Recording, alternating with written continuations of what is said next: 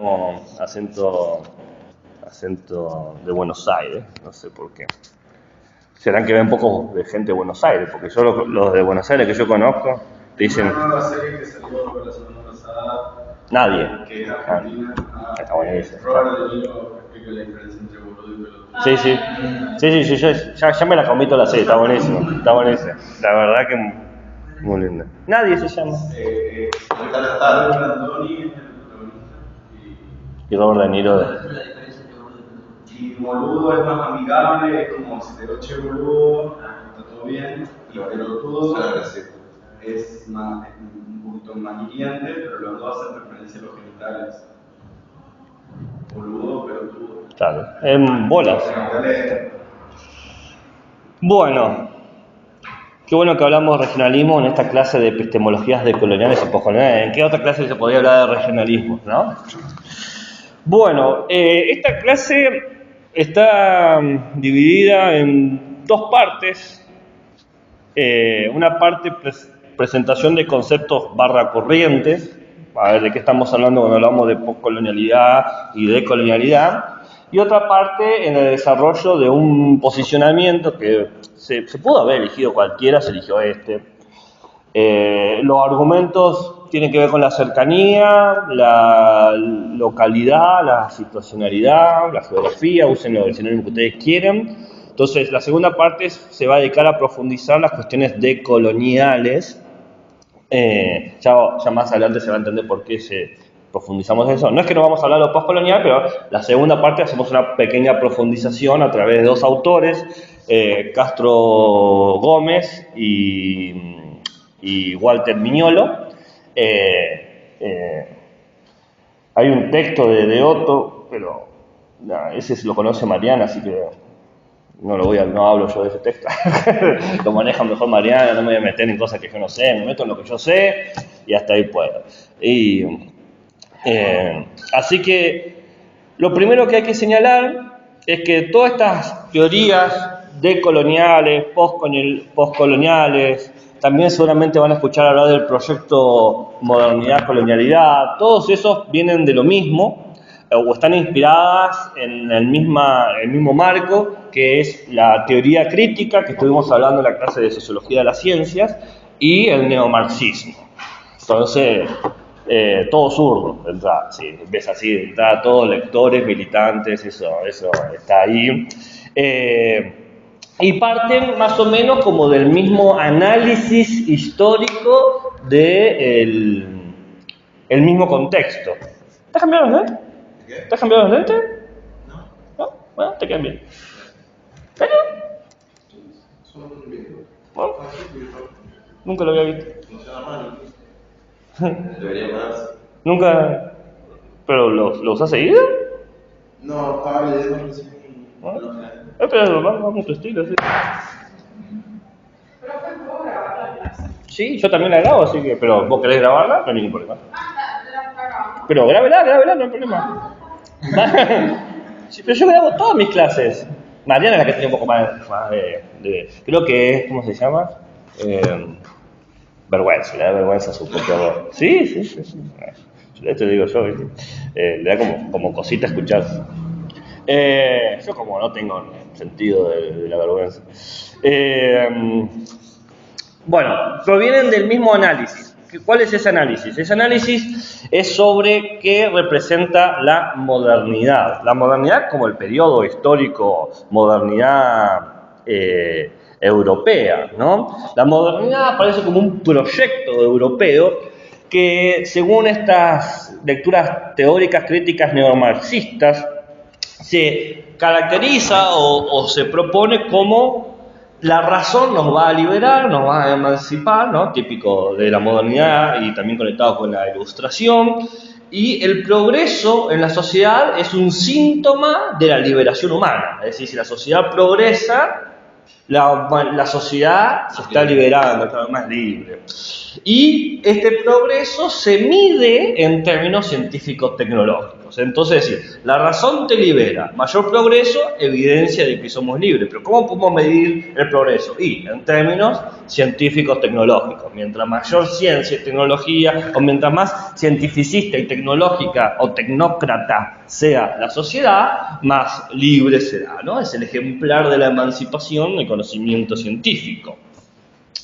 La cuestión que señalan estos autores, lo de la teoría crítica neomarxista, todavía no estoy hablando de colonial, postcolonial, pero digamos que esto es como el punto en común donde van a partir todos estos pensadores y pensadoras, es que el proyecto de la modernidad sirvió, bueno, quizás para los europeos, pero sirvió para, al mismo tiempo, o atentó contra la identidad de los no europeos. Terminó catalogándolos y dominándolos como gente que no es libre, no es civilizada, que no progresa. Estamos hablando de América, de India, de todo el continente africano, todo el continente americano, gran parte de las Indias, de Asia, ¿no? La parte de Asia más para el occidente.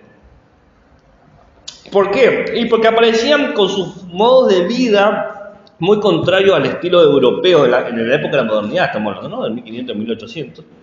Sujetos que no serían autónomos porque dependían de sus mitos, o de sus creencias, de sus religiones, y por lo tanto deberían ser tutelados, educados, acompañados para poder incorporarse al progreso científico que iba a llegar, ¿no? Ese es el paternalismo. Por supuesto, sí, totalmente. Y para poder ser tutelados tenemos que enseñarles a sus recursos, y para poder enseñarles a sus recursos, bueno, tengo que usarlos yo y mostrarles, así se hace América, ¿entendiste? Americanito, gracias.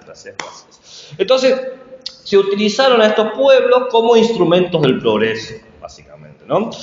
Y termina operando sobre ellos una colonialidad porque se convierten en colonia desde ya, es decir, centros dominados a través de los cuales se extrae la materia prima y se venden los productos manufacturados, pero también un lugar donde se les enseña a vivir en términos civilizados, en términos europeos, en términos libres, en términos cognitivos.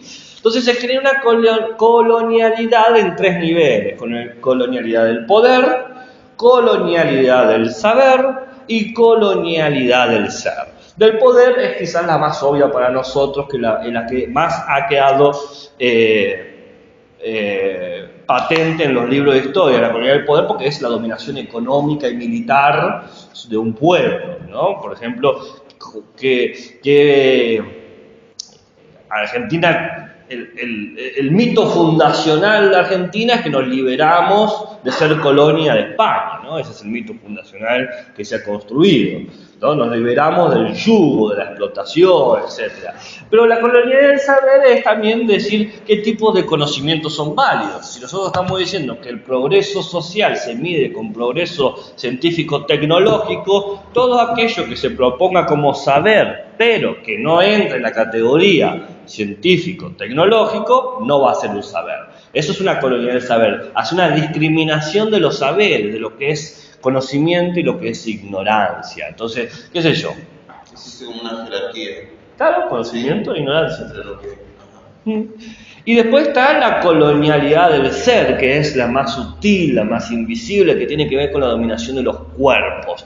¿Qué cuerpos son posibles de ser mostrados y en dónde pueden moverse, qué tipo de comportamiento? En la colonialidad del ser están, por ejemplo, todas las prácticas del racismo o la misoginia o las discriminaciones. Es más lindo o linda un hombre blanco, europeo, con ojos celestes que un hombre latino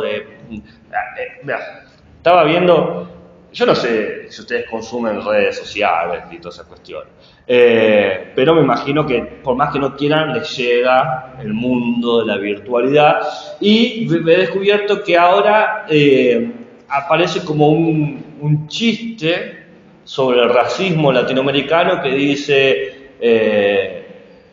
me encontré con un novio y una novia color cartón, ¿no? color marrón, ¿no? Como si fuese algo negativo o algo, dice, yo me critico tal cosa, lo que sea, y me enamoré de tal. Esta idea del cartón, del color marrón, como una cuestión negativa, es un tipo de racismo, ¿no? Es decir, este tipo de piel es menos bello que otro tipo de piel, ¿no? ¿Se entiende? Es una colonialidad del ser, porque ¿de dónde sale esta idea de que es más blanco o más parecido al prototipo europeo, que si vos vas a Europa ese prototipo se te cae a pedazos, pero bueno, es el ideal? Bueno, tiene que ver justamente con esto, con la colonialidad del ser, cómo tienen que ser los seres.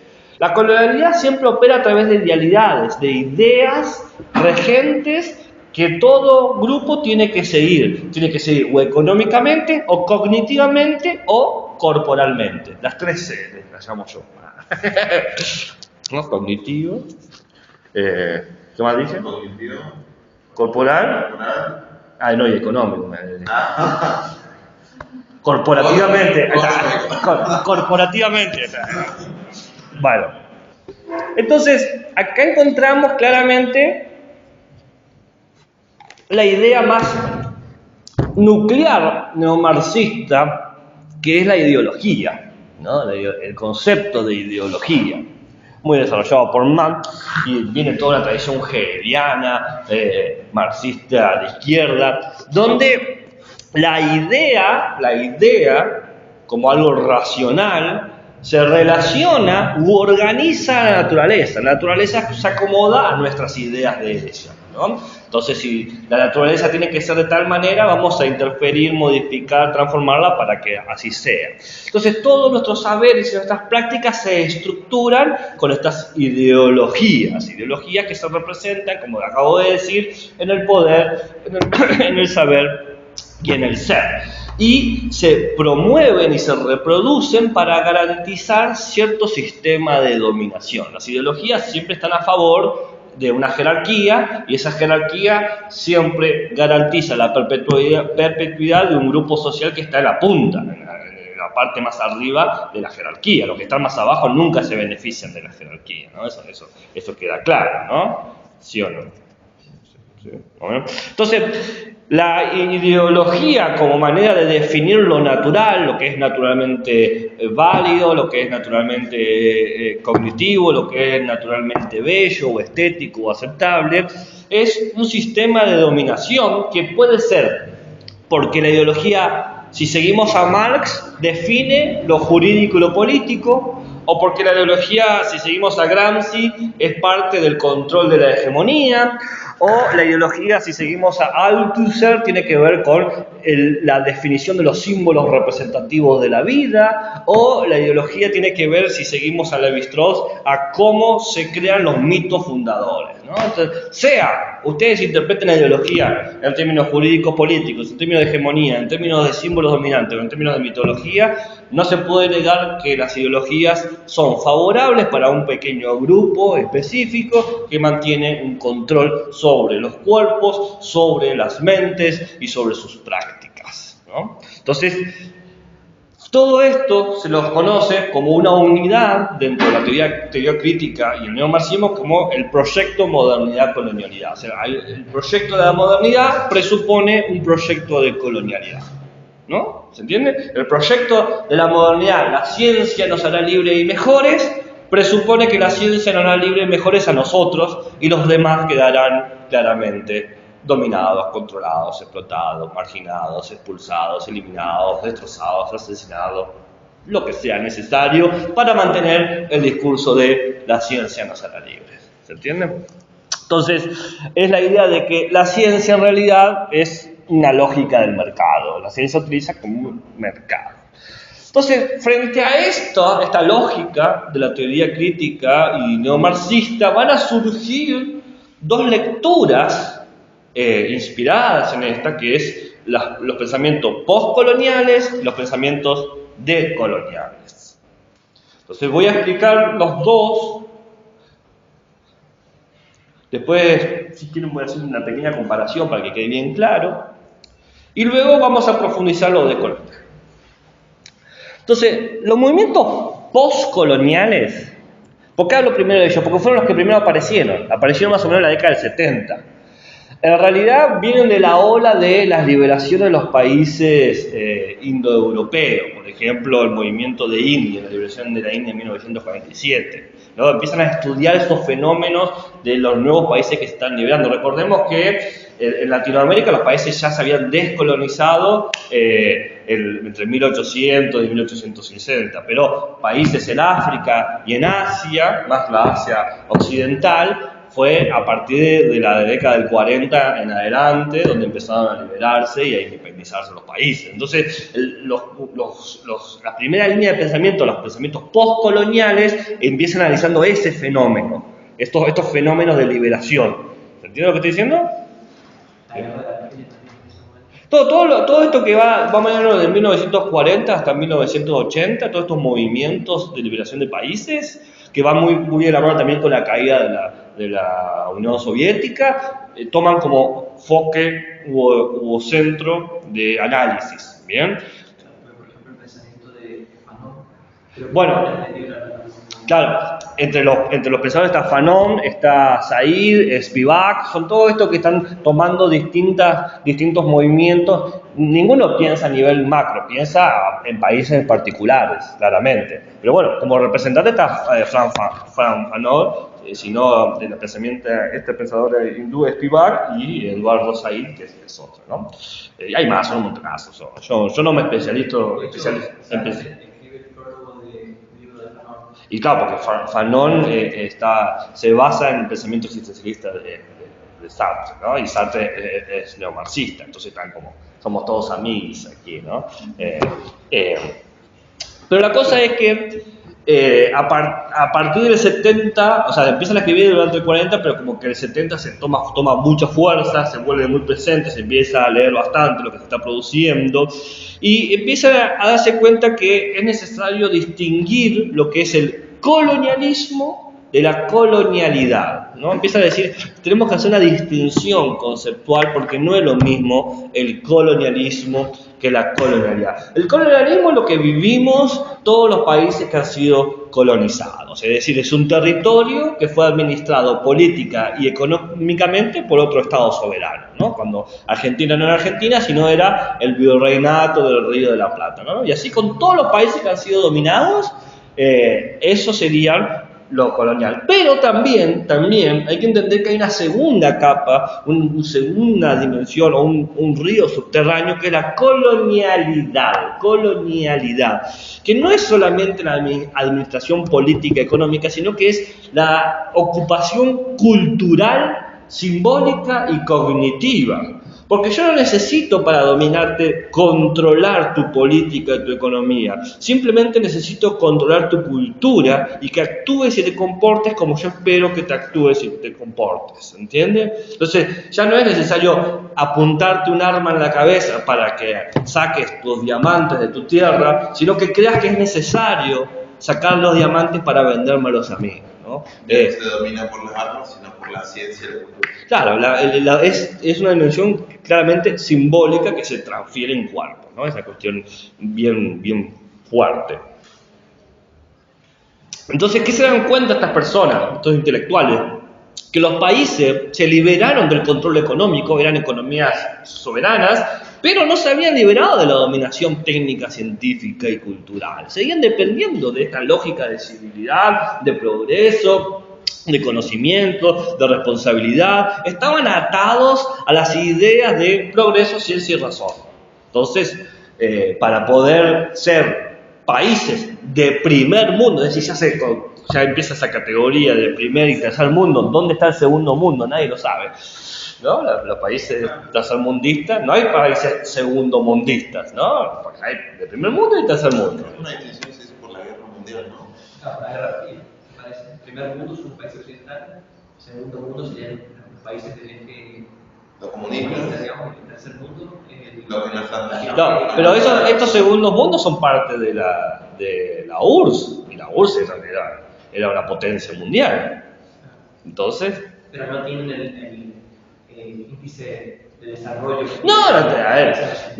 En cuanto a Cualquier lógica de desarrollo está dentro de estas mismas categorías del progreso científico, estas nociones de modernidad.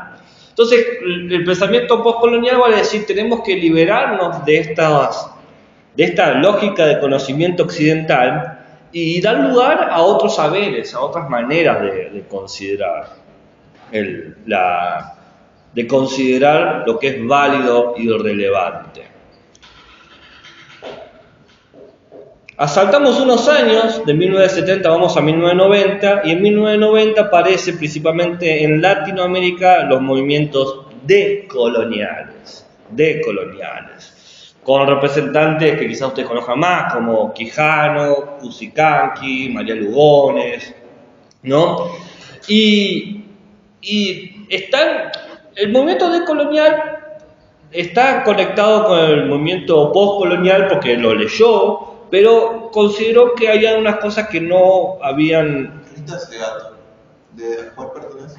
¿De los dos? Y Rita Segato, ella dice que pertenece a lo decolonial. Pero todos sus libros... Ella dice que Y porque todos sus libros están dentro de la corriente de la epistemología del sur. Ella es editora y publicadora de eso. Entonces digo, lo que ella dice eso y sus libros están todos publicados ahí. Queda a merced de ustedes decidir si es de la parte de epistemología del sur o si es de colonial. La filosofía de liberación, todos los autores de Bush. Eso es previo a lo decolonial, pero es parte, la filosofía de la liberación, la teología de la liberación, todos estos movimientos, y el proyecto Modernidad-Colonialidad, que es también un grupo de intelectuales, se llama así porque es el objeto de estudio de ellos, el proyecto Modernidad-Colonialidad que acabo de explicar, son, digamos, la base que da lugar a el movimiento decolonial. Esta base es la que leyó a los postcoloniales. ¿Y la epistemología del sur? La epistemología del sur van a provenir de este debate decolonial, postcolonial, pero sumado con la teoría crítica, la posmodernidad y la complejidad. ¿Qué metería postmoderna? Pensaste que no iba a tener respuesta, pero tuve 4 años leyéndome todos los libros de epistemología del sur, así que lo tengo remetido en la cabeza. Bien. ¿Y 2 proyectos de investigación? Pensé que investigaba otra cosa. Investigo varias cosas. También la...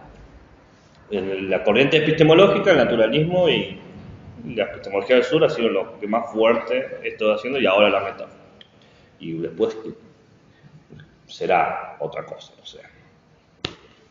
Y sí, estudiar siempre lo mismo es aburrido, entonces hay que ir cambiando. ¿De dónde parte el análisis del pensamiento decolonial? Ya dije geográficamente de Latinoamérica, de las situaciones latinoamericanas propio de la década del 80 y del 90. Están estudiando nuestros países, los países vecinos, los países hermanos, y se dan cuenta que, a diferencia de lo que se sostenía lo postcolonial, donde el concepto de colonialidad y de colonia es algo histórico, en un momento llegaron y siguió la historia y hay un proceso de emancipación, es decir, está atado a lo temporal. Lo decolonial va a entender que la colonia es atemporal, porque genera un sistema de ideas de clasificación de la realidad que nos impregna a nuestras maneras de vivir cotidianas y cívicas, que lo naturalizamos y cuesta enormidad poder desprenderse de eso. No podemos ver el mundo más que con esos ojos. No podemos ver el mundo más que con razas, o con etnias, o con géneros, o con sexos, o con religiones, o en términos militares. Es decir, estamos tan imbuidos con estas estructuras que no podemos entender el mundo de otra manera. ¿Bien? Entonces ya no es simplemente soy más consciente y por lo tanto me libero, porque dicen nosotros somos conscientes y aún así tenemos que vivir en un mundo capitalista, tenemos que mantener este estilo de conocimiento, tenemos que acreditar los saberes, tenemos que publicar en revistas, tenemos que trabajar en las horarias de trabajo, seguimos la lógica occidental capitalista por más de ser consciente. Entonces, ser consciente no es la ganancia de la liberación o la emancipación. ¿Qué vas a decir? ¿No? Algo pasó pasó una idea por ahí. Pero pasó muy rápido Está bien. Entonces lo que va a decir es que la conciencia no puede desligarse de lo político. Tenemos que construir herramientas, instrumentos, materialidades de emancipación política para poder garantizar la emancipación epistémica. ¿Bien? Entonces, tenemos que fomentar y producir mecanismos que den lugar y defensa a las epistemologías y políticas subalternas, las que han logrado resistir las jerarquías hegemónicas. Me empiezo a hablar y me falta que me pongan un estrado y miro detrás mío con una bandera roja moviéndose así, o con un bombo. Pero esa es la idea, ¿no? Esa es la idea. Emancipación política, epistémica van de la mano, no están separadas, y no es que tener una da automáticamente la otra. Claro. Claro, sí. Sí. No. Mi espacio es el aula, quedará en ustedes la transformación del mundo. Me avisan cuando estén y yo voy. Entonces, para poder sistematizar esto y que sea más fácil para ustedes y no tengan que ser el dolor de cabeza de qué carajo es una cosa y qué carajo es la otra, ¿no? Vamos a decir que tenemos 3 grandes conceptos. No me molesta. Lo colonial, que es lo que estamos estudiando, que tenía esta doble noción que habíamos dicho, ¿no? ¿Cuáles eran? ¿Se acuerdan? Tenemos el colonialismo y la colonialidad. Uno tiene que ver con la dominación económica política y otro tiene que ver con la dominación cognitiva cultural. Entonces yo puedo liberarme de ser colonia, pero no necesariamente me puedo liberar de la colonialidad. Este es el mismo objeto de estudio que va a compartir lo decolonial con lo postcolonial. Lo postcolonial lo ponemos primero solamente porque históricamente vino primero, no porque sea un pensamiento de primer nivel o otro sea de segundo nivel. Decolonial. Bien.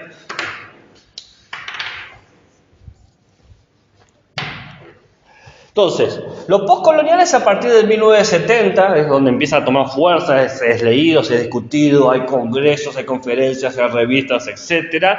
Y lo decolonial es a partir de 1990, que también lo mismo fenómeno, ¿no? Esto es cuando se empieza a institucionalizar este tipo de prácticas, este tipo de discursos, ¿no? Invitan a charlar en universidades, se dan cursos, se publican libros, ¿no? Por eso estas son las fechas. A día de hoy, ¿ambos siguen teniendo la misma cantidad de congresos, revistas, publicaciones? No lo tengo mesurado, ni idea. Hoy en día se está tratando de buscar una mirada superadora o integradora. Por mucho tiempo se está diciendo que la epistemología del sur lograría en teoría esta unión, pero bueno, va a andar a discutir con los intelectuales a ver si es así o no es así. No, pero bueno, es lo que es. La propuesta superadora es la epistemología del sur. Eso es lo que dice la epistemología del sur. Okay. Sí, obvio. Sí. Hay que calcular. Sí. Bueno, lo postcolonial tiene como contexto las situaciones de los países asiáticos, africanos que se están independizando, ¿no? Los movimientos, todas las revueltas. Mientras que lo decolonial tiene como contexto todos los estados latinoamericanos que están en dictadura o están saliendo de dictadura, ¿no? Fíjense que también hay lógicas de dominación y de pensamiento, ¿no? En la década del 80 y 90 todos sabemos que en Latinoamérica había como un acuerdo de cómo era los sistemas de gobierno, las prácticas de gobernanza, los modelos de ciudadanía, etcétera, ¿no? ¿Cuál es la necesidad que ven los postcoloniales? Bueno, la necesidad es entender este proyecto o cómo sigue afectando la colonialidad, es decir, la dominación cognitiva cultural. Pero ¿cómo lo hacen? Bueno, prestando atención a los recursos, entendido como, por ejemplo, qué ideas, qué nociones, esto viene con la historia de las ideas, qué ideas están dominando. Qué sé yo, progreso, ciudadano, verdad, ¿no? Sí, cómo la dominación cognitiva cultural se da por ciertas ideas implantadas, ¿bien? Que nosotros tenemos que releer y poder sacarles de ese peso, desmistificarlas, ¿no? ¿Les entiende lo que estoy diciendo? ¿Sí? ¿Eso un no? Ah, ok. ¿Podés mencionar como mecanismos con los que implantan esto?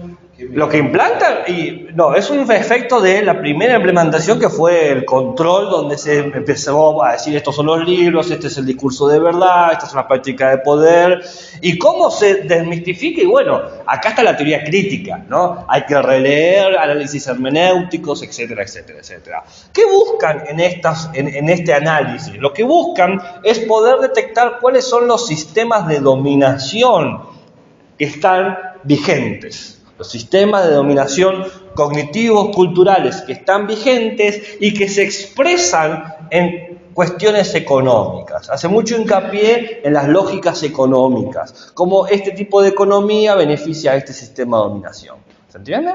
Y la propuesta que van a hacer para liberarse de esto que están analizando va a ser una cuestión del retorno, de la vuelta, ¿no? ¿De retornar a qué? A estilos de vidas y prácticas pre-colonia, qué sé yo, vidas ancestrales, pueblos originarios, etc. Entonces hacen toda una revalorización de cómo se vivía antes, ¿no? Es muy común que estos textos terminen recordando o recuperando.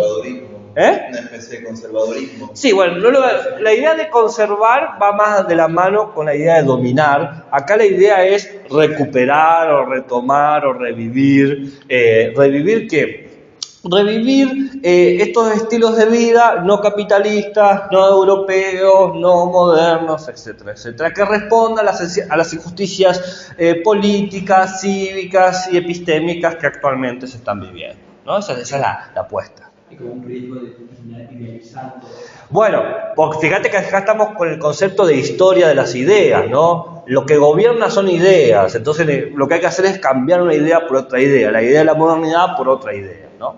Entonces siempre hay un idealismo operando, pero porque acá está lo postcolonial muy conectado con el neomarxismo y la teoría crítica, donde no hay visión de mundo que no tenga ideología. Lo que hay que hacer es construir la mejor ideología posible, ¿no? Ese es el utopismo marxista, ¿no? La ideología que logre emanciparnos, liberarnos, etc. ¿Qué sería esto? Que sería un retorno a un estilo de vida donde no nos domine, no nos gobierne lo económico, lo político en términos cognitivos culturales. Si es posible o no es posible, dependerá de ustedes, futuros filósofos y filósofas que cambiarán el mundo, ¿no?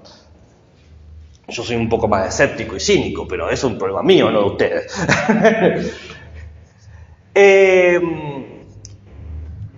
¿Qué ve lo decolonial? Ahora vamos para este lado. ¿Qué ve lo decolonial? Lo decolonial va a tratar de analizar el legado del colonialismo. Mientras que acá se analizaba el colonialismo como tal, acá se trata de analizar el después de eso. ¿Por qué el después? Porque dice, ya somos conscientes de que estamos dominados, pero a pesar de que somos conscientes de que estamos dominados, no nos podemos liberar. ¿Qué está pasando acá? Entonces están viendo el después, el legado. En este legado va a haber estas cuestiones que yo hablaba hace un rato de la colonialidad, del poder, del saber y del ser, ¿no? Acá hay un enfoque claramente historicista. ¿Cuáles han sido los movimientos históricos concretos de este país o de este pueblo que le ha impedido o obstaculizado, dificultado poder liberarse de la colonialidad, del poder, del saber y del ser, a pesar de estar liberados económica y políticamente, a pesar de ser conscientes de que su conocimiento no es suyo, sino importado, y su cultura está totalmente contaminada por una lógica globalizada, ¿no? Entonces, ¿cómo puede ser que sabiendo todo eso no nos podemos desprender, ¿no? Ok, very good, yeah. ¿Ves? Que ustedes puedan entender eso que yo acabo de decir y no haya ningún problema, tiene que ver con esto. No me puedo liberar de eso a pesar de que sé que no es mi idioma. Bueno, sí, el idioma que hablamos. ¿Eh? mismo idioma. No, el idioma que estamos hablando, exactamente. Bueno, usted se está decolonizando, se está pasando por el proceso. ¿Y qué buscan entonces? Bueno, lo que van a buscar son estas estructuras culturales que han solidificado esta colonialidad del poder, del saber y del ser, tratando de ver cómo se están jerarquizando, muy gramsciano, si quieren, si mi opinión, ¿no? Cómo hay una cuestión hegemónica que se sigue repitiendo, reciclando, retomando, recuperando y que no podemos evitar que siga operando. Frente a esta idea de cómo se estructura la cultura, acá hay mucho análisis del arte, de la estética, de la gastronomía. Acá son ideas, ¿no? Y acá lo tiene que ver con prácticas socioculturales, ¿no? Como para que puedan diferenciar. ¿Cómo puede haber liberación económica y política si no hay liberación ideológica? Ah, bueno, esa es la pregunta. Escribo un libro, claramente. ¿Cómo hay? Podemos liberarnos económica, políticamente, porque ya no, nuestra materia prima y nuestras producciones no depende de lo que un Estado extranjero nos dicte. Por ejemplo, cuando fuimos colonia de España, nosotros nos decíamos qué había que explotar, qué no había que explotar, qué se vendía, a cuánto se vendía y a quién se vendía. Lo decidía España. Ahora lo decidimos nosotros, técnicamente. Pero esas decisiones son consistentemente favorables para Europa. ¿Por qué? Porque seguimos dominados cognitiva y culturalmente. ¿Se entiende? Y eso, bueno, no significa que no siga existiendo la dominación económica. La dominación económica no desaparece, pero ahora no es lo principal. Está subyugada por debajo de la dominación cognitiva y cultural. ¿Se entiende? Y las dependencias de organismos internacionales financieros, ¿cómo se ve en la emancipación económica? A ver, Tenemos una deuda 100 años con el FMI. al Fondo Monetario Internacional. El Fondo Monetario Internacional está ubicado, localizado geográficamente en un contexto favorable con lo colonial, que es Europa. Sigue siendo un reproductor de lo mismo que estamos criticando. Sea el Estado A o sea la empresa privada B, a las empresas a las que se debe están todas en... ¿Qué empresa multimillonaria está afianzada en Chaco? O en Santiago de Chile. Todas las grandes empresas están colocadas en el norte global, dirían. Claro, o sea, en realidad lo que yo pregunto es, hay una liberación de la parte económica que ahora está subordinado a la cuestión cognitiva, pero que estemos muy atados al Fondo Monetario Internacional no hace que vuelva a estar en un primer plano. No, ¿por qué estamos atados al Fondo Monetario Internacional o lo que sea? Porque pensamos que el sistema de progreso, porque consideramos que el bienestar social, porque consideramos que nuestra autonomía depende de ciertas prácticas y de ciertas cuestiones, ¿no? Básicamente Gramsci, que si la estructura determina la superestructura, si la parte ideológica cultural tiene un peso en sí mismo, más allá de la... ¿Y usted qué cree? No, pienso eso, que la... ¿Usted es gramsciano? La materia determina la Mire cómo uno se descubre gramsciano. Pero Gramsci, hay un problema con Gramsci. Es un intelectual europeo y a los decoloniales les molesta muchísimo. Es una de las cosas que le critica a los postcoloniales. Dice, todos los postcoloniales desarrollaron pensamientos sobre África y Asia, pero basados en intelectuales europeos. Entonces están reproduciendo el conocimiento que están criticando. Acá están tratando, los decoloniales, tratando de liberarse y producir conocimiento nuevo. Que lo logren o no lo logren, eso es otra cosa. Que existen y que no existen es otra cosa. Pero acá hay una cuestión de desde dónde se está mirando el discurso y de dónde se está construyendo nuevos discursos, ¿no? Entonces, los decoloniales no tienen nada en contra de Gramsci, pero lo van a mirar medio fiero, va a decir, está todo bien Gramsci, o sea, sos un gran intelectual, pero sos europeo, y los europeos hablan con europeos. Yo te hablo en español, te hablo en guaraní, te hablo en tehuelche, te hablo en mapuche, no te puedo hablar en eso, ¿no? Y ahí está el problema. Y ahí está el problema que dijo acá Eleonora, que tiene que ver, pero el castellano no es un idioma local. Bueno, y ahí están las tensiones, ¿Qué proponen frente a todo esto que ustedes están preguntando? Bueno, proponen la visibilización de las vidas y los conocimientos subalternos. ¿Por qué esta idea y no el retorno? Porque se dicen ellos que no necesariamente las formas de vida que tuvieron éxito en el pasado van a poder tener éxito en la actualidad. Entonces lo que hay que hacer es qué formas de vidas alternativas podemos tomar que sigan existiendo, las que se resistieron y no aceptaron este sistema. ¿Tiene un trasfondo nietzscheano, puede ser? ¿Esto de vida? Claro, volvemos al problema de si pensás en un vitalismo europeo o alemán, te van a decir, y puede ser, pero Nietzsche jamás podría pensar en nuestras Américas, ¿no? Quizás tienen un planteo de un pragmatismo, de qué es lo que se está haciendo, ¿no? ¿Qué es lo que se está haciendo? Bien. Pero este concepto de la visibilización y demás no implica que solamente es válido lo que es reconocido por las instituciones y de esa manera es como que... Y sí, pero claramente lo que es válido reconocido por las instituciones. El tema es cómo logramos que las instituciones nos prejuzguen y discriminen. Porque de vuelta, como neomarxistas que somos, dentro de este punto, todo está mediado por las ideologías. Y las ideologías están sustentadas en materialidades y en prácticas. Por ejemplo, universidades, policías, derechos, ¿no? ¿Cómo podés visibilizar algo sin una institución? Pero Es decir, una reforma profunda de la institución. hay una reforma radical para quitar 500 años de dominación. Hay un poema que dice, el 12 de octubre de 1992, ¿qué festejan? ¿No? ¿500 años de qué?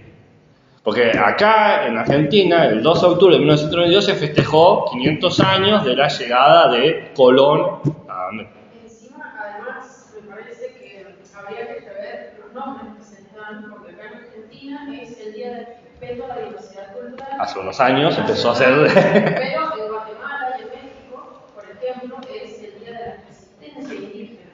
¿Y en España cómo es? El Día de la Hispanidad. De la Hispanidad, pero que encima sí, tenemos una candidata a vicepresidenta. Victoria Villarroel. Claro, que se jacta de festejar la hispanidad diciendo que le encanta la hermosa mixtura que ha surgido. Entonces, en el lenguaje sigue operando esa cuestión, no sé si Colonialidad.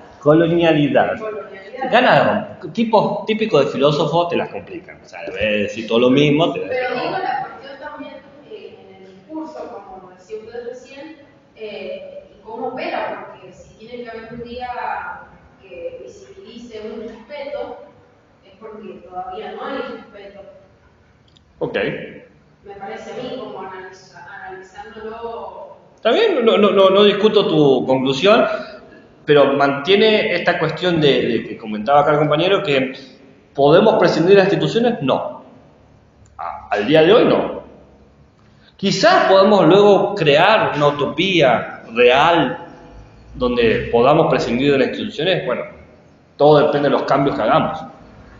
Pero esto es muy propio del neomarxismo. Cuando empezás a cambiar el mundo, usás las tablas y las maderas que tenés. Luego quizás podés producir nuevas cosas. Entonces no podés desaparecer las instituciones. ¿Cómo la podemos resignificar? ¿No? Ahí está el tema, ¿no? Que tiene que ver con la metáfora que les dije ayer de la epistemología feminista, que en este sentido se comparte. Estamos en este barco que está todo roto y las maderas que tenemos en el mismo barco para arreglarlo, ¿no? Entonces, ¿cómo podemos transformar todo esto? Esto es, en ese sentido, los postcoloniales, los descoloniales, los primeros teóricos de la colonialidad, los teóricos críticos, los neomarxistas, la epistemología del sur y los posmodernos están de acuerdo. Están de acuerdo de tenemos que agarrar esto que tenemos y transformarlo, pero no podemos anularlo y eliminarlo, porque anularlo o eliminarlo caemos en lo que decía Esther Díaz, una epistemóloga argentina del movimiento decolonial, que dice, si yo elimino la ciencia, vuelvo a la edad de piedra.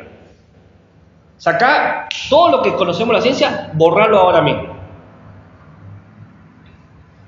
Perdés hasta la capacidad de hacer fuego, ¿no? Porque pensamos conocimiento de manera más amplia. Entonces, hay que pensar bien cómo hacemos la transformación. Hay que hacer un proyecto frente al proyecto que ya se hizo. Pero todas las diferencias tienen que ser constantemente visibilizadas. Quiero decir, si yo fuera, por ejemplo, una persona que pertenece a una minoría subalterna,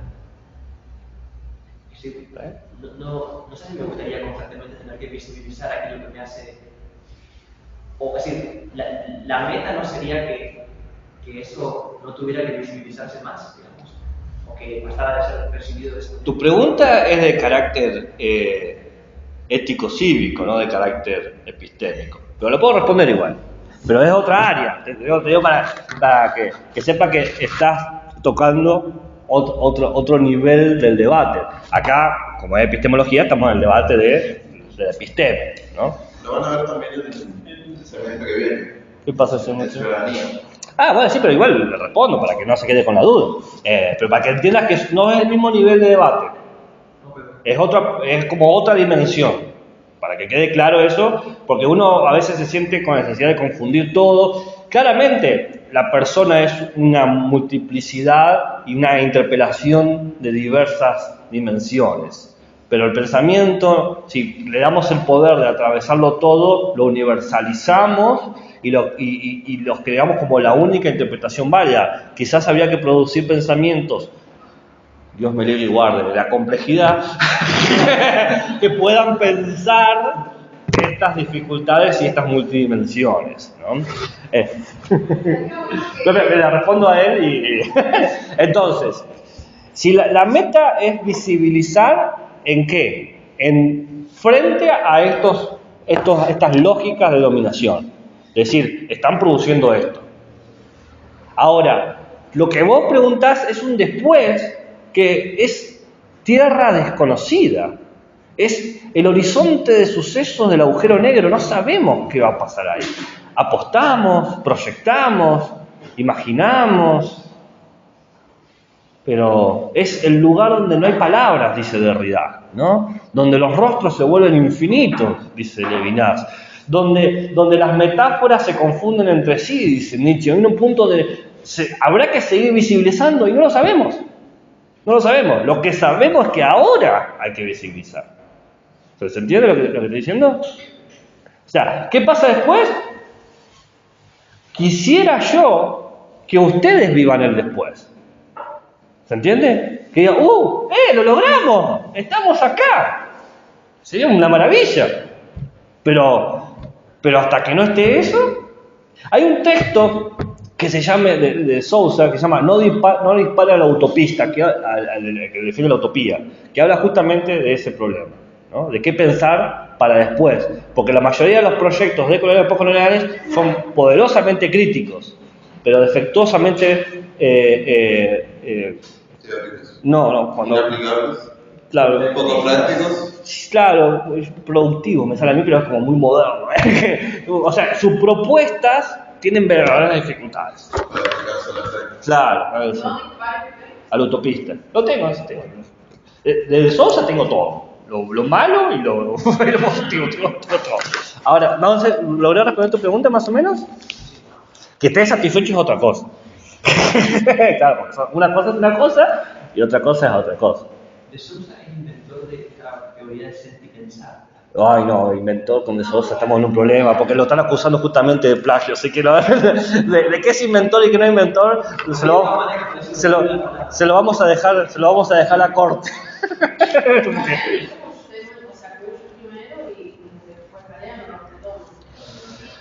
Yo no voy a hablar de autoría cuando toca De Sosa porque está en debate de qué es, si siquiera la idea de epistemología del sur es de él, así que vamos a ponerlo en pausa ahí y se queda ahí.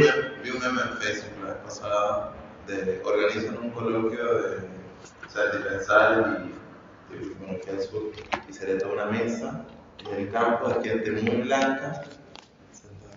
Sí. Sí, yo no he visto ninguno de esos, pásenlo, a ver. Según los coloniales dicen que técnicamente solo los originarios podían diseñar. Bueno, ahí vamos a profundizar el tema de lo decolonial. Viste que yo iba a decir que en la segunda parte de la clase, ahora me vamos a ver un poquito ese problema que va por lo que vos estás diciendo. Pero lo que defienden más los pueblos originarios son los postcoloniales. O sea, por ejemplo, usted no podría hacer filosofía de... Que la boca se te haga a un lado. Solamente porque tengo apellido italiano, esposa italiana y mi idioma original es el italiano. Sí, técnicamente no. Pero lo gracioso es que vos tampoco. No sé. ¿Cuál era tu pregunta? Te olvidaste. No, la pregunta era que podríamos, no sé si hay tiempo y con los tiempos que estamos en fin de año, pero acá se hacen estudios desde el Departamento de Historia sobre pueblos originarios, cuál se llama la cátedra SUNAD, y el otro día estuve en una charla de debate y te daban ganas de tirarte por la ventana. ¿Por qué? Muy tibios los profesores con los alumnos de historia, habían alumnos de historia, de geografía. Tibios. Sí, y profesoras que... Explíqueme esa hermosa metáfora que está usando usted.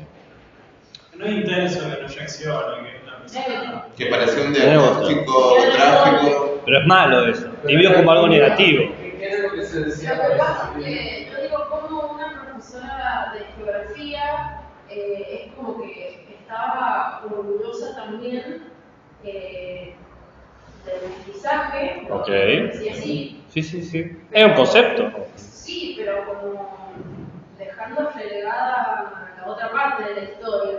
Y en eso de la visibilización que decía Dani, se hablaban, a mí me parece que es súper importante. O otro en la charla. Porque se hablaba de cuestiones de derechos y yo veía que había una predisposición no para la escucha, sino para el ataque. Y a mí algo que me quedó de antropología filosófica en una cátedra, en una clase, fue que siempre vamos a ver a otros y siempre vamos a ser diferentes a otros y podemos estar posicionados en veredas diferentes a otras. Y en este caso, hablando como de cuestiones puntuales, como derechos, derechos al acceso a la educación, a la salud, a condiciones entre comillas dignas de vida, me parece que es imprescindible la visibilización, sobre todo... Ahí entiendo a dónde va. Pero, ¿puedo decir una cosa? Porque... Veo que esto atraviesa la emoción. Nadie dijo nada en Karl Hempel. Nadie se puso, porque el progreso científico, profesor. Lo que pasa es que hay una emoción muy grande todavía por seguir teniendo sangre europea y no terminamos ni resignificando, ni reivindicando, ni reconociéndonos con raíces que son de acá y nuestras. Y que si nos vamos a basar en datos del INDEC, tengo entendido que en el 2015, si no me equivoco, una encuesta arrojó resultados de que la sangre, como les gusta decir, en realidad europea no hay mucho, hay ahora un 50% de sangre nativa en lo que conforma la nación argentina y que en la Constitución, por ejemplo, como la bandera del Pala es preexistente al Estado-Nación Argentina, debería como considerarse y tener en vista derechos que seguimos pasando. Está bien, ahí volvemos al tema de qué dimensión del debate están ustedes. Porque las cosas que me está diciendo es la dimensión ética cívica. Yo estoy planteando el problema desde lo epistémico. Entonces, epistémicamente quizás tenemos que revalorizar inclusive los conceptos que consideramos emancipadores, ¿no? Ahí hay una cuestión. Vos comentabas otra cosa y yo en mi cabeza empezaba a rever los términos que estabas utilizando y decía, pero estos términos, ¿dónde están sus fundamentos cognitivos y fundamentos? Por ejemplo, hablar para defender tu argumento, apelar a encuestas, es un pensamiento claramente cientificista, ¿no? Pero te digo que ahí está el tema. ¿Cómo? No, si lo que voy a decir es una boludez. No, a ver, déjame decir una cosa sobre Dígalo, sáqueselo. el debate entre. Lo peor que puede pasar es que... Bueno, Lo único que quiero decir yo sobre Alemania 1940, vas a poner algo. el concepto de aprendizaje sé que es criticado por algunos pensadores dentro de la teoría de colonia, porque justamente invisibiliza a través de la categoría del mestizo a pueblos que pertenecen o que no han sido directamente integrados en este aprendizaje cambiado al margen. Pero por otro lado, cuando hablamos de pueblos originarios, nativos, de todas estas denominaciones, también me parece que se corre el riesgo de terminar apelando a una suerte de identidad pura que no ha sido contaminada y que termina también reproduciendo imágenes tales como, no sé, pensar los originarios como integrados a la naturaleza, que también son consideraciones que son en algún punto pueden llegar a ser así. Sí, el discurso que estás usando para describir este problema es profundamente moderno. Claro, pero por eso... O sea, yo quiero señalar lo siguiente. El discurso tuyo y el de Sofía en este momento descriptivo, sus categorías son modernas. Su personalidad. Las evidencias que sacan. Su poder crítico, que es abismal, que no lo voy a negar, es un poder crítico cognitivo de raíz moderna. Entonces, estos detalles que ustedes están viendo, quizás dice, veo esto para pensar un nuevo punto de justicia política, pero están cometiendo, para estos discursos postcoloniales, una injusticia epistémica, porque están describiendo una realidad con términos no propios de ella. ¿Cómo hacer para describir esa realidad con sus términos? Acá estamos en nuestro desafío. Bueno, puede ser una antropología cognitiva. La respuesta a ese desafío, hay varias. Las que traigo hoy son las de Castro Gómez y Miñolo. Podemos estar o no de acuerdo, pero es la respuesta a cómo lograr esa justicia epistémica. Entonces, que quede claro que el poder crítico de ustedes es maravilloso, pero un poder crítico moderno, porque la carrera de filosofía es una carrera moderna. A esos puntos que yo lo he planteado incluso con Andrés, le digo, tenemos ideas de la filosofía latinoamericana que siguen quintos.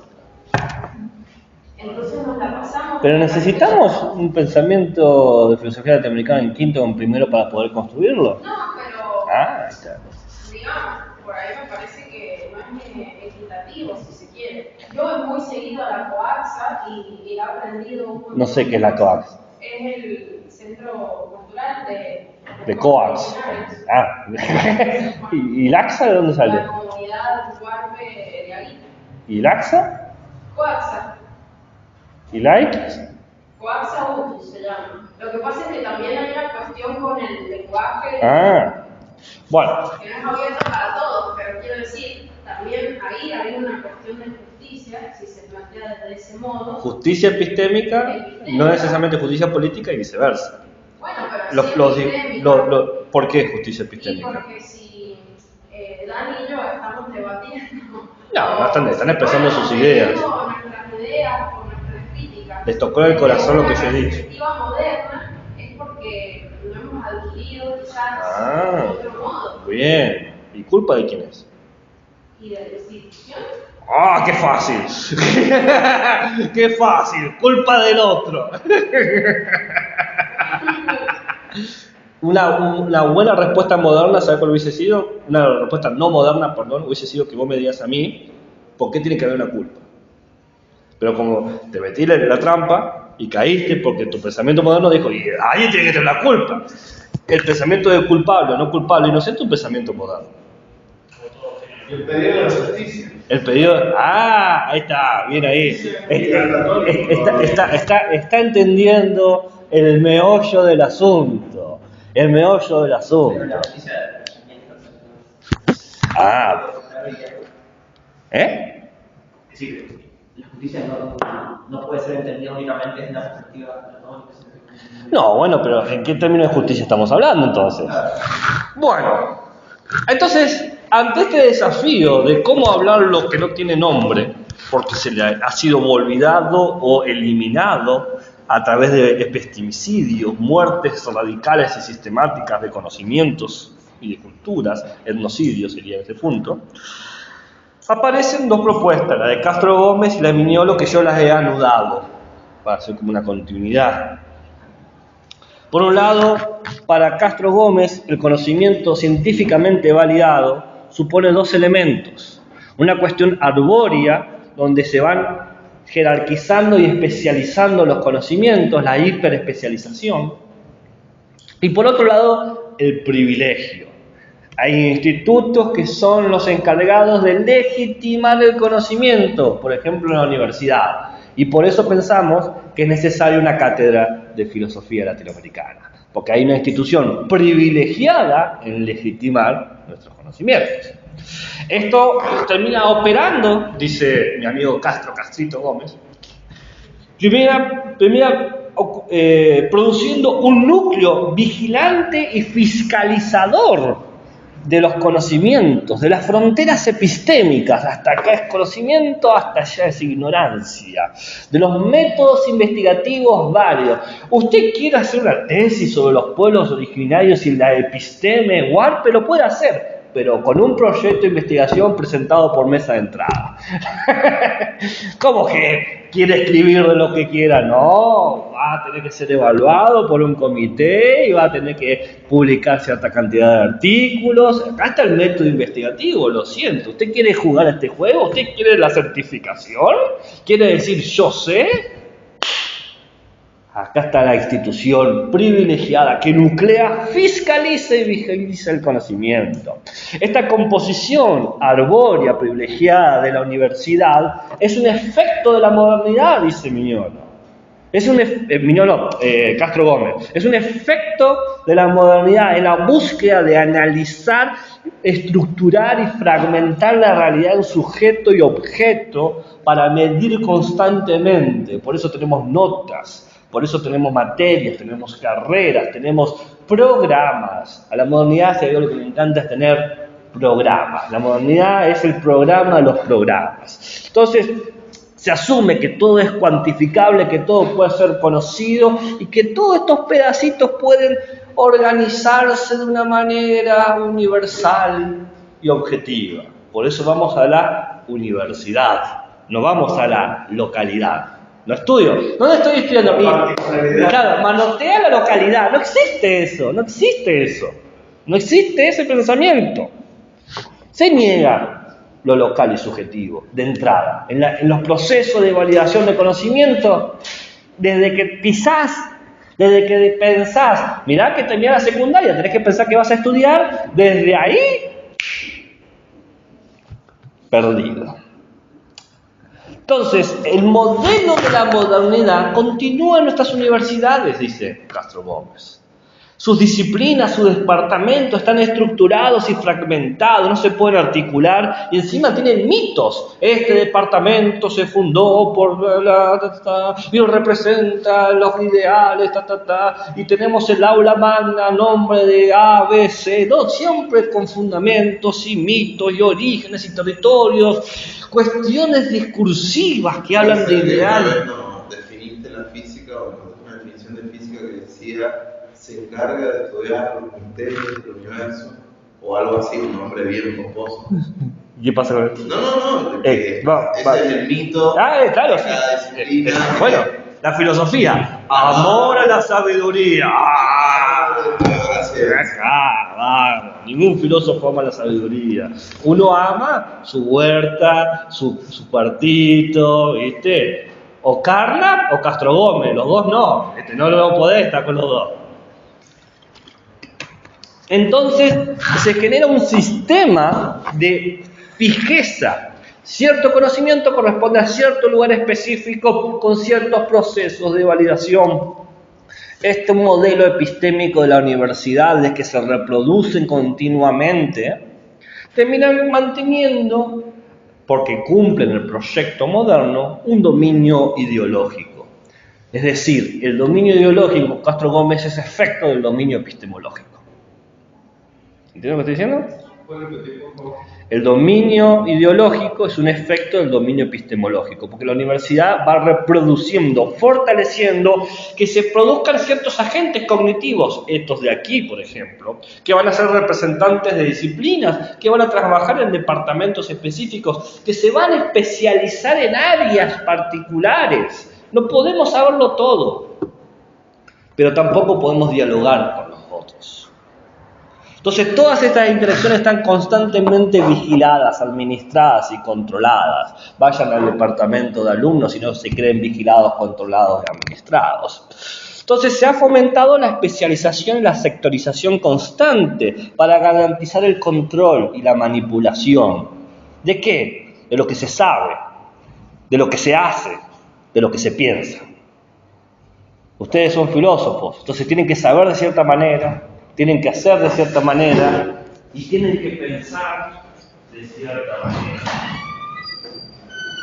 El filósofo es un fumeta, ¿no? Y todo el mundo sabe que los filósofos son fumetas, ¿no? Y así piensan, ¿no? Y uno empieza a hablar, da su opinión y dice, no me filosofé porque no tengo ganas de que me estén filosofando.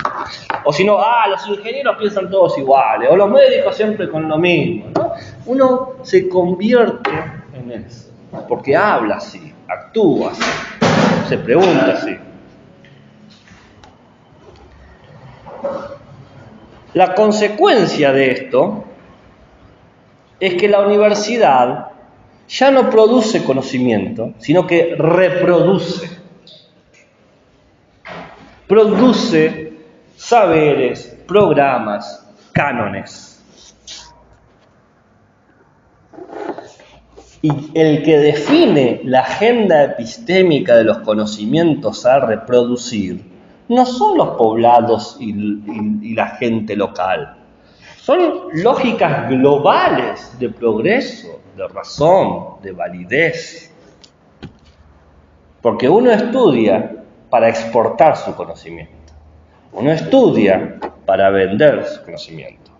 Dice Castro Gómez, el conocimiento se corporativiza. Es un capital más. Yo sé para... Yo siempre le digo a mi papá, yo para pensar cobro. O sea, si yo quiero que yo piense algo, me tiene que pagar. Claro, si no soy estúpido. ¿Usted sabe hacer algo? No lo sé hacer.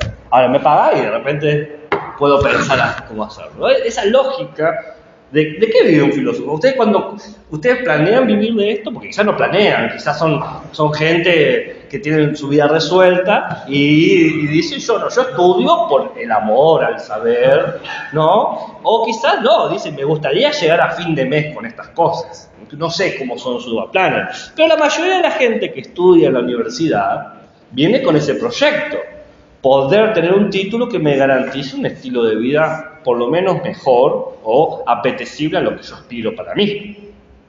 Y para lograr eso en este mundo es tener cierto capital. El conocimiento es parte de la corporación, dice Castro Gómez. No es. Entonces, ¿cómo puede emanciparnos? Si es parte de la dinámica. Todos los conocimientos que se producen para él. En la universidad.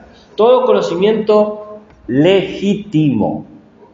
Y ahora me dirás vos, ¿y los conocimientos que no son legítimos? La respuesta es clara, no es conocimiento. No, ¿Usted quiere saber? Pienso en la producción de conocimiento más alternativo que generan desde las universidades, ¿Cómo cuál?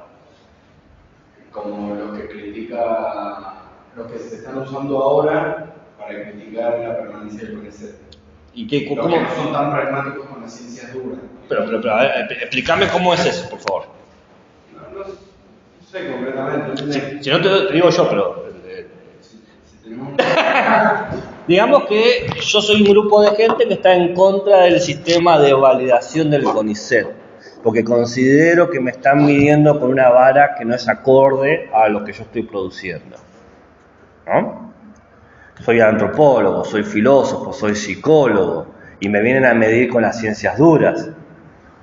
Entonces yo tengo que medirme en términos de objetivos, de hipótesis, de resultados esperados. Así son los criterios del CONICET. ¿Qué estoy pidiendo? ¿Que me dejen de evaluar o que me cambien cómo me están evaluando? Que me cambien. Pero que me dejen de evaluar porque yo quiero ser un conocimiento legítimo. Y si yo quiero ser un conocimiento legítimo, vengo a reproducir. No vengo a innovar y emancipar. En realidad lo que decía, añade el contenido del conocimiento, porque digo, por ejemplo, puede haber conocimiento generado en la universidad, en el CONICET, sobre comunidades originarias de Valle de Hacha. De lo que vos quieras. Y sin importar el contenido, por el solo hecho de atravesar procesos burocráticos europeos, no es producción de conocimiento, sino reproducción. Ningún conocimiento, dice Castro Gómez, dentro de la universidad es producción. Es todo reproducción. No importa lo más novedoso, genial que sea. No, claramente no sé qué tan amigos podrán ser, ¿no? Entonces, Castro Gómez dice que el modelo epistémico vigente no produce conocimiento y es la crisis de la universidad, porque la universidad, pensada escolásticamente cuando se diseña, se pensó en términos de emancipadores. Que se haya logrado o no, ese es el tema, ¿no? Cuando los primeros curas y monjes pensaron en la universidad era para poder liberarse de las ataduras terrenales y poder trascender los símbolos y acercarse a Dios. Ese es el concepto de la universidad, ¿no? Es una emancipación. Podemos estar de acuerdo si esa emancipación es buena o no para nosotros, pero esa es la idea. Entonces voy a decir, hoy en día ni siquiera ese tipo de emancipación nos da, ni siquiera nos acerca a Dios, si creen en Dios o al universo o a lo que sea. Es un modelo de conocimiento que no es emancipador, solamente genera y produce efectos de poder. Son saberes totalmente útiles, pero para perpetuar el sistema hegemónico ideológico que está operando. Útil, por supuesto. Vivo mejor, ahora tengo Netflix, qué sé yo. Pero se está dentro de la lógica. Por lo tanto, dice Castro Gómez, son saberes performativos. Es decir, son capaces de generar efectos en los sujetos que los aprenden. Ahora vivo de esta manera. Ahora soy el loco lindo de filosofía, ahora soy el cuadrado de ingeniería, ahora soy el pragmático del médico, ya entro en esa manera del mundo. La universidad aparece como una microempresa prestadora de servicios.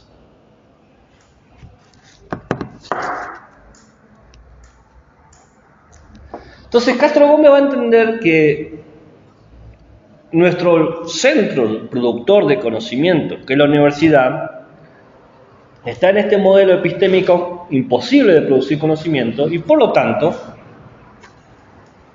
como buen decolonial, va a decir hay que transformar las instituciones, cambiar el modelo epistémico. ¿Bien? Un poquito de... A ver, lo que viene... No, porque lo que viene me rompe el corazón, pero bueno. ¿Es Miñón? Castro Gómez. La respuesta está en un concepto de la complejidad, dice Castro Gómez. Claramente, en la transdisciplinaridad. Dejar de formarnos disciplinarmente. Tenemos que empezar a ser formados transdisciplinarmente, donde se acepten las contradicciones. Acá me veo obligado yo, no lo recuerdo, literalmente, si a principio de año yo me detuve para explicar la diferencia entre disciplina, transdisciplina, interdisciplina, multidisciplina, indisciplina. ¿Fue durante esta década, en los 20 o en los 10 o en los 2000? En este curso. ¿Ustedes saben la diferencia? ¿Quieren que se las diga? Sería útil. La disciplina es un saber específico a una dimensión de la realidad con metodologías, preguntas y problemas determinados, ¿no? Disciplina, filosofía, disciplina, biología, disciplina, medicina, ¿ok? La interdisciplina es cuando tenés un distinto grupo de disciplinas que cada una ven la misma dimensión de la realidad, pero hablan desde su lugar. Entonces viene la biología, tenemos un cuerpo humano y la biología hace un discurso biológico. La medicina es un discurso La medicina es un discurso médico, la filosofía es un discurso filosófico, todo sobre la misma dimensión, eso es interdisciplina, ¿se entiende? Acordamos el objeto de estudio, pero cada uno hace la suya. La multidisciplina tiene que ver cuando un grupo de disciplinas ni siquiera se pone de acuerdo con el objeto de estudio, pero empiezan a compartir conceptos o nociones, cuerpo. Entonces la física habla de cuerpo, la biología habla de cuerpo, la química habla de cuerpo, pero son cuerpos, son totalmente distintos y pueden tocar dimensiones distintas. La transdisciplina habla cuando un conjunto de disciplinas diseñan entre sí y de manera cooperativa y asociativa una nueva interpretación de la dimensión de la realidad a estudiar y del objeto. Es decir, el objeto de estudio no puede entenderse si no es a través de todas estas disciplinas. ¿Se entiende lo que estoy diciendo? Transdisciplina. Esa es la última. Le podemos poner, por empezar, la indisciplina. ¿Y cuál sería eso? Lo indisciplinado es cuando se busca la contradicción y la anulación del discurso de uno mismo, ¿no? Es más difícil eso. Digamos que el grado más grande de unificación de ciencias sería el de la transdisciplina. Es lo que apuesta Castro Gómez y Edgar Morin. Y el más débil sería la interdisciplina. ¿Débil? No sé si débil. No, pero es que cada uno hace la suya con ese objeto. Claro, pero no hay que ponerlo como algo débil, es una manera de entender las contradicciones y las paradojas, aceptarlas, convivir entre ellas. Básicamente lo que dice Castro Gómez es que hay que buscar...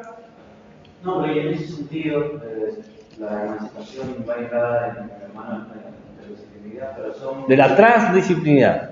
Son disciplinas del sistema. ¿Qué? Son disciplinas del sistema. Sí. Entonces... porque vos has llegado tarde y no escuchaste lo que dije antes. Lo que dije antes fue que claramente en un mundo maravilloso empezaríamos de cero, pero tenemos que pensar con las maderas y los tablones que tenemos.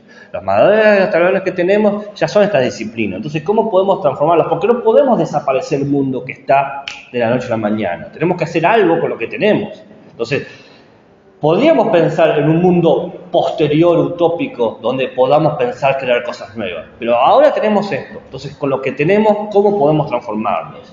Y con lo que tenemos, Castro Gómez, en este caso, propone la transdisciplina. Otros autores van a proponer otra cosa también, ¿no? Por ejemplo... Claro, en ese sentido es bastante diferente a la universidad y todo eso. No, ahí vamos a hablar de la pluriuniversidad, ya vamos a llegar a eso. Quiero ver la economía. Ok. Las ciencias cognitivas, ¿dónde entran en esta clasificación? Una disciplina más que ¿Una puede... disciplina o una interdisciplina? Y ciencia cognitiva puede ser, dependiendo de cómo se definan las ciencias cognitivas. Bien, entonces la cuestión es romper los binarismos, naturaleza versus cultura, mente versus sujeto, cuerpo, etc., ¿no? La idea de Castro Gómez es que esta transdisciplina va a dar lugar a un diálogo de saberes. No solamente las disciplinas van a constituir estas nuevas redes, sino que vamos a poder dar lugar a un nuevo foco de discurso que es lo cultural. Es decir, la transdisciplina para Castro Gómez está afianzada en una apertura de la universidad a la cultura, donde se le pregunta qué tipo de objetos de estudios y dimensiones tenemos que trabajar y tenemos que estudiar. Se busca lo que se llama un intercambio, ¿no? Dice Castro Gómez, generar una lógica de apertura donde se abre la universidad y ya no es la lógica del claustro. Entonces, para quebrar esta imagen que impuso la ciencia moderna y todo el proyecto colonial de expansión, va a decir Castro Gómez que es necesario un proceso de decolonización de nuestros propios conocimientos universitarios. Dejar de entender que las instituciones producen o administran conocimientos, porque eso es volver a identificar las instituciones con las ideologías jerarquizantes. Tenemos que entender que hay una integralidad. Acá dice Castro Gómez algo así que es, para poder cambiar la episteme, tenemos que regresar a la doxa, dar lugar de vuelta a las opiniones, a lo orgánico, a lo prerracional, a lo supersticioso si es necesario, o a lo mítico. Suponer nuevas relaciones y formas con el mundo.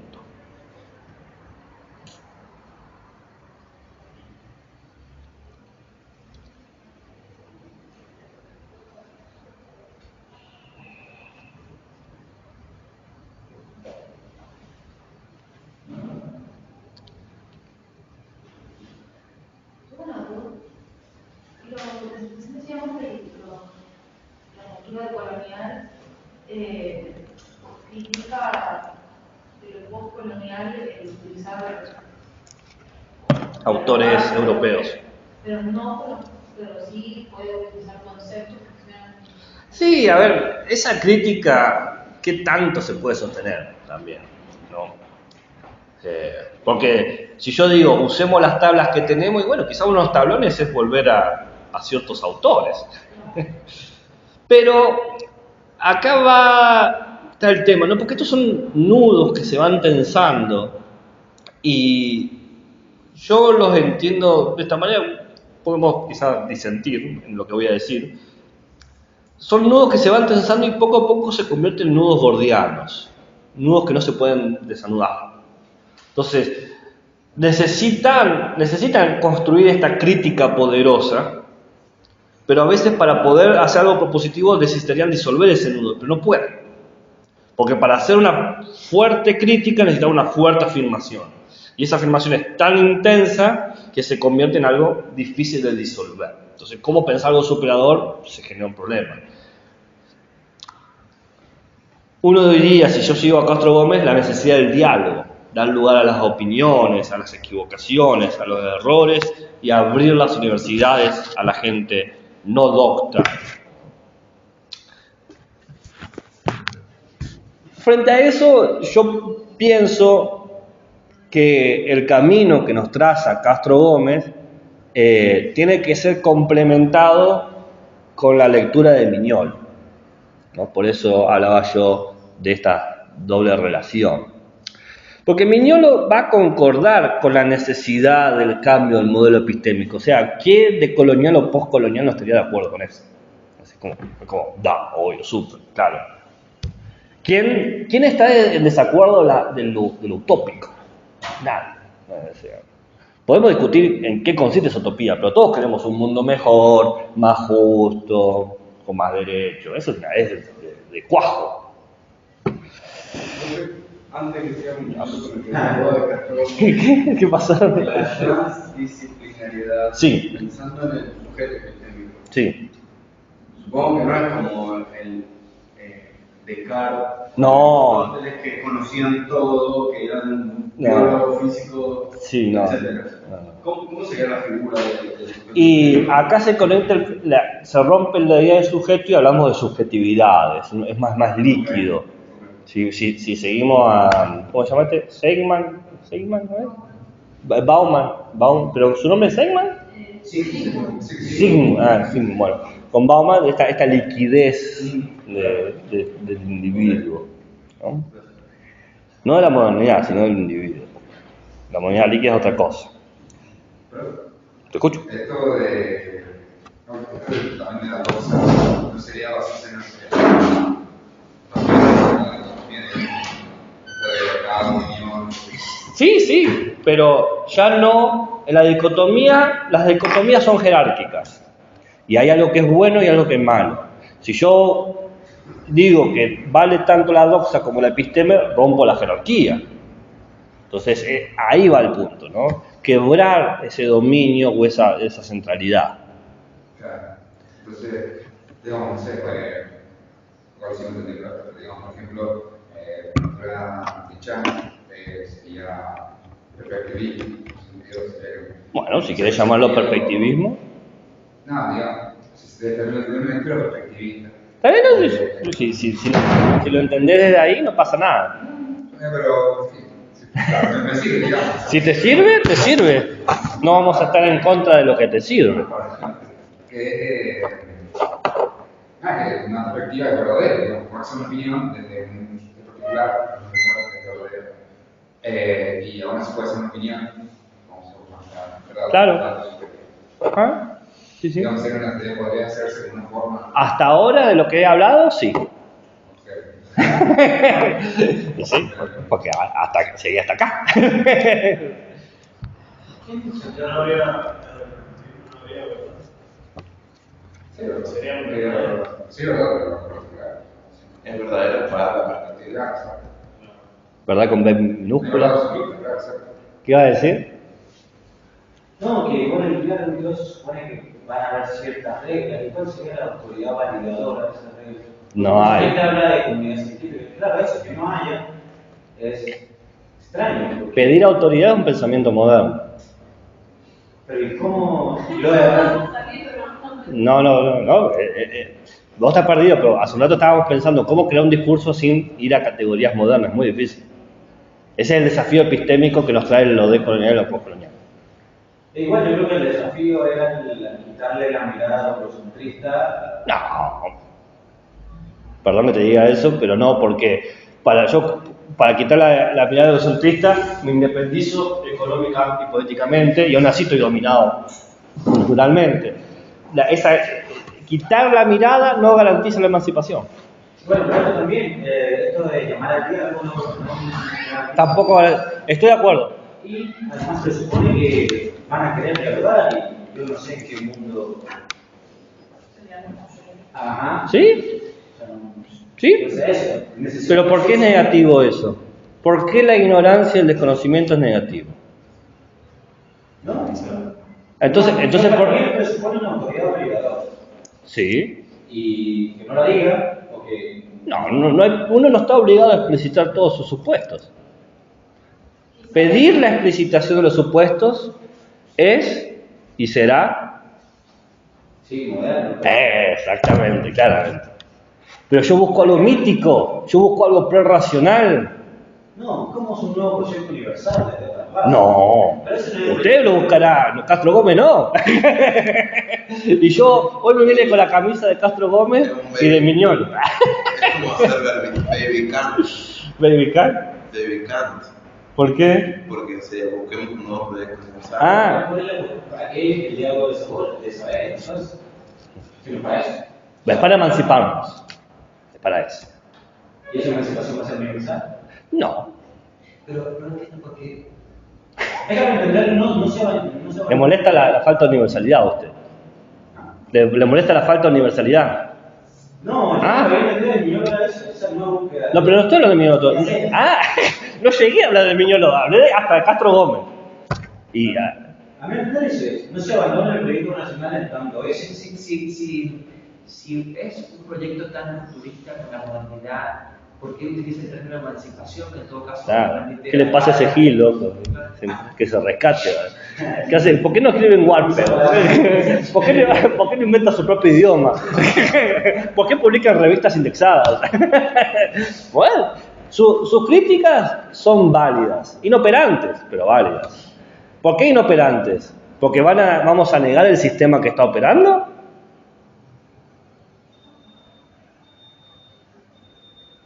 No, porque el sistema existe. ¿Qué hacemos con los tablones cognitivos que tenemos? ¿Qué tipo de barca podemos construir? ¿Puede que no guste la propuesta de Castro Gómez? Estoy de acuerdo. Yo creo que es insuficiente y por eso me parece importante incluir a Miñolo en su debate. Pero ¿qué dice Miñolo? No lo sabemos todavía. Wow, yo sí lo sé, pero... pero no pude decir nada. A mí me encanta porque las preguntas que ustedes están haciendo son preguntas que yo también me hice. Son ruidos teóricos de la mente lógica moderna que ve las contradicciones y ve las tensiones y ve las paradojas y si no las resuelve no puede avanzar. No hay progreso si el camino no es claro. Pero dicen estos pensadores, el camino nunca es claro. Y quizás hay otras maneras de progresar.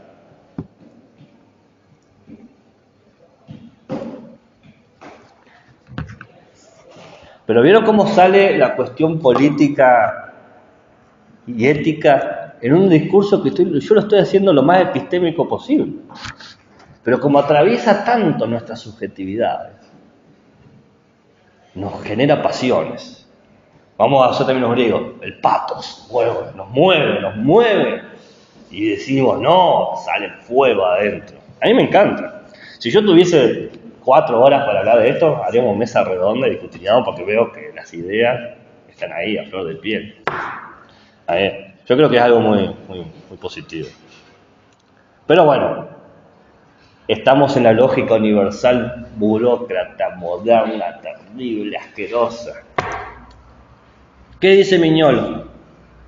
Bueno, para lograr esta emancipación que propone Castro Gómez, de las mentes que conocen al mundo, de las mentes que imaginan al mundo, es muy difícil, porque Castro Gómez está hablando con mentes que ya han sido colonizadas, que ya tienen una memoria, los manuales de historia, que ya tienen un saber, las instituciones educativas, que ya tienen un hablar, tienen un lenguaje regularizado. Las cosas que me estaban diciendo ustedes son las cosas que Miñolo nos trae acá a la mesa.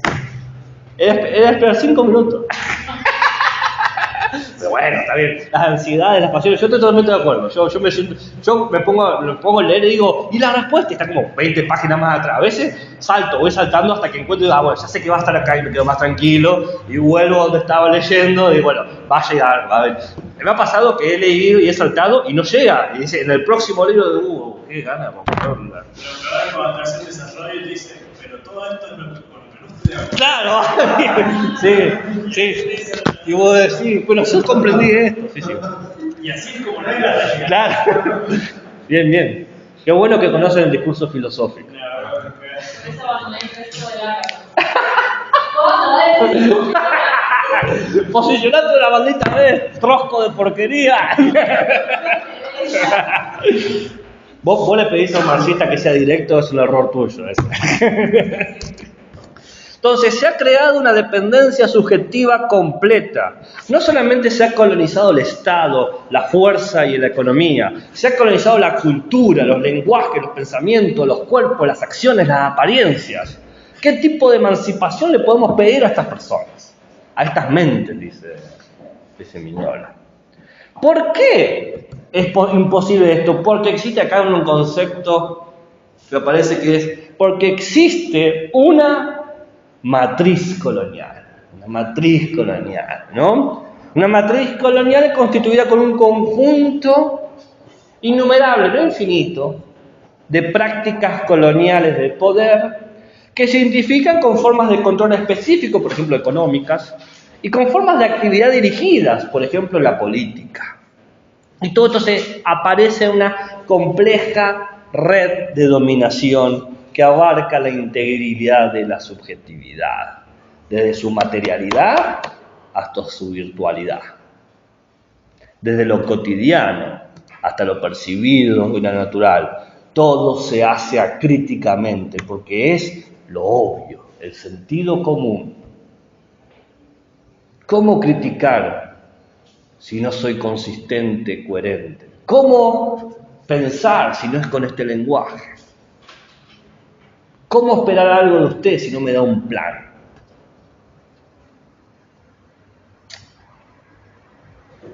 Entonces lo que va a hacer Miñolo es que a la propuesta de Castro Gómez dice, lo que le falta es comprender la totalidad, porque está criticando la universalidad, pero no está explicando qué está entendiendo por ella.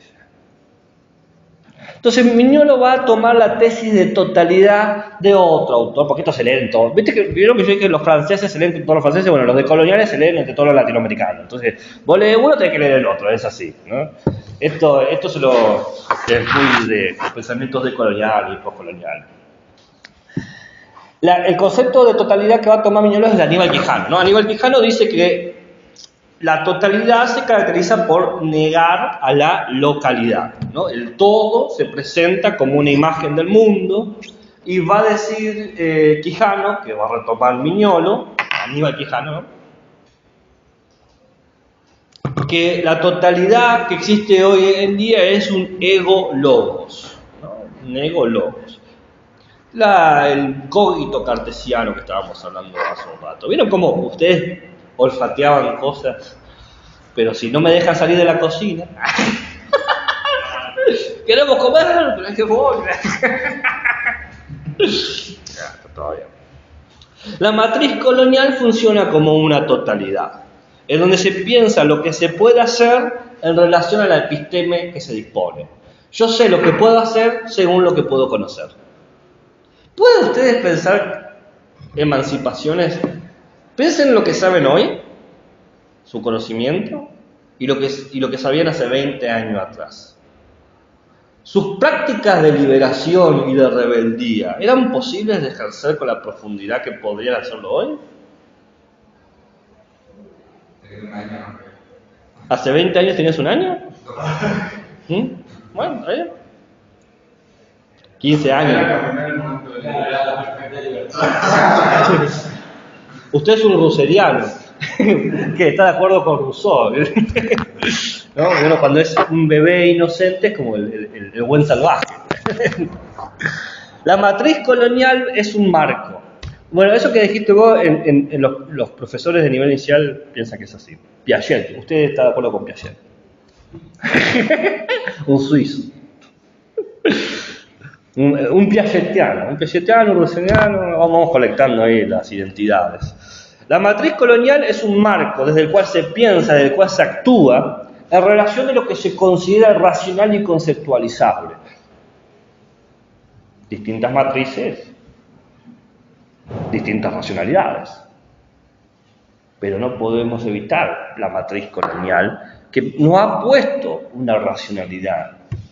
La racionalidad de la ciencia, la tecnología, la coherencia, lo discursivo, lo dialógico, lo lógico. Entonces tenemos que hacer, frente a este problema, esta matriz, fíjense que el concepto acá es una metáfora también de género, ¿no? Porque la matriz produce sujetos, ¿no? Esto no es una locura mía. Yo me puse a analizar el concepto de la metáfora matriz conceptual y yo escribí un pequeño artículo porque no había un libro sobre el concepto de la matriz, entonces me puse a buscar qué carajo es. Así que si quieren les puedo pasar un artículo que se publicó, si les interesa, la metáfora, la matriz conceptual y por qué es matriz, ¿no? La matrix del concepto de maternidad, bla, bla, bla. Sí, si me hacen acordar se los paso. No, yo no publico ninguna cosa, a mí no me pagan. Es más, me han escrito en alguna revista, hemos seleccionado su artículo de tal ponencia para publicarlo, ¿tiene que pagar? No, sí, poner. Yo no voy a pagar un carajo. No. Si me avisan, si me hacen acordar, se los paso. Es un articulito sobre el concepto de énfasis. No. Muy de la línea de lo decolonial. Entonces es necesario, frente a esta matriz que gesta estos sujetos, un desprendimiento, un desgarramiento, sacarse esta carne, ¿no?